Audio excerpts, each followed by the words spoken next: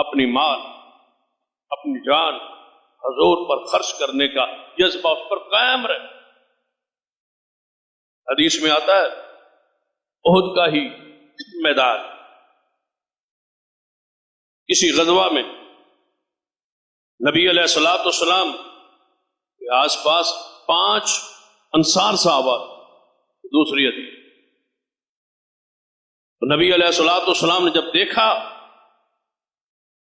کہ موری طرف بڑھتے آ رہے ہیں کفار تو آپ نے کیا فرمایا من یشتری لنا نفسا، کون ہے جو محمد کے لیے اپنی جان کو بیچ دے؟ کون ہے جو جان اپنی بیچے؟ کون ہے جو اپنی جان کو بیچ دے؟ کس کے بدلے؟ سودا کیا ہو رہا ہے؟ جان دے اور لے کیا؟ جنت. قرآن میں ہے نا کچھ لوگ ہیں جنہوں نے سودا کر دیا ہے اللہ سے، جنت لے کے اپنی جان اور مالوں کو اللہ کی راہ میں دینے کا فیصلہ کر. جان دے کے جنت، مال دے کے جنت خرید لے. کوئی ہے جو تم میں سے اپنی جان کو بیچتا ہو ہمارے لیے؟ خریدار کتنے پیارے محمد مصطفیٰ لے رہے ہیں کس کے لیے؟ اپنے. اس سے بڑا شرف اور کیا ہو؟ تو صحابہ کرام 5 انصار صاحب ہیں آگے پڑھے، یا رسول اللہ صلی اللہ علیہ وسلم ہم حاضر ہیں. فرمایا پھر نکلو، حفاظت دفاع کر رہے ہیں حضور کا. باری باری شہید ہو.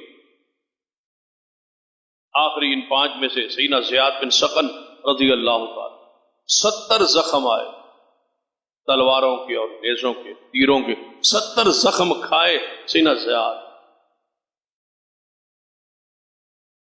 اور بالکل موت زندگی کی حالت کیفیت میں ہے.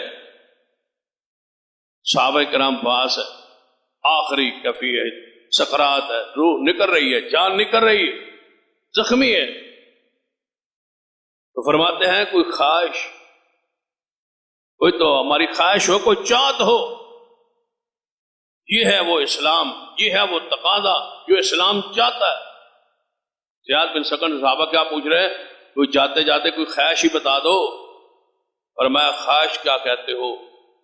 حضور کے پاس اٹھا کے لے چلو، حضور کا چہرہ ہی دیکھ. جاتے جاتے رسول اللہ کا چہرہ ہی دیکھ لو، اور کوئی خواہش ہی نہیں. جن کے لیے لڑا ہوں، جن کے دفاع کے لیے، ان کا چہرہ تو دیکھ لو. صحابہ کرام نے ان کو اٹھانا چاہا، ابھی پیچھے ہی تھی، جان نکلنے لگی. رسول اللہ صلی اللہ علیہ وسلم حدیث میں آتا ہے حضور نے اپنے پاؤں مبارک آگے کیے، پیچھے تھے حضور، وہ اس کو لا رہے تھے. حضور نے جلدی سے اپنے پاؤں آگے کیے، ان کے سر کو حضور کے پاؤں پہ رکھ دیا گیا. آنکھیں اٹھائیں، حضور کے چہرے پہ نظر پڑی اور فوت. یہ ہے وہ ان کا معراج جو وہ چاہتے تھے. یہ ہم سے تقاضا ہے اسلام کا. اس تقاضے کو اگر ہم پورا نہیں کر پائے تو پھر اپنے ایمان کا محاسبہ. سیدنا سعد بن ربیع رضی اللہ تعالیٰ کے بارے میں آتا ہے، یہ بھی غزوہ احد میں موجود. ان کو بھی 70 کے قریب تلواروں کے اور نیزوں کے زخم آئے، زخمی حالت میں پڑے. نبی علیہ الصلوۃ والسلام نے فرمایا میرے صحابہ سعد کا کیا بنا؟ سنا ہے آج اس کو بڑے زخم آئے، بڑی جواں مردی سے لڑا ہے، پتہ کرو سعد کا کیا بنا.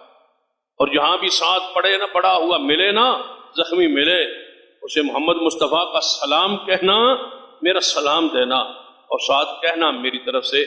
سعد سناؤ اپنے آپ کو کیسا پاتے ہو، کیا حالت ہے تمہاری؟ صحابہ کرام تلاش کرتے کرتے سعد کے پاس پہنچے. جب سعد کو دیکھا تو زخم چور ہے.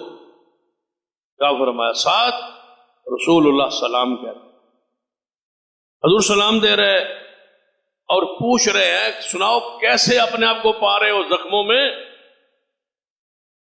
اللہ کی قسم امتی کا کتنا بڑا شرف ہے کہ جن حال احوال رسول اللہ پوچھے کیسا پاتے ہو اپنے آپ. سعد نے کیا جواب دیا؟ فرمایا حضور کو سلام عرض کرنا اور کہنا جنت کی خوشبو پا رہا ہوں.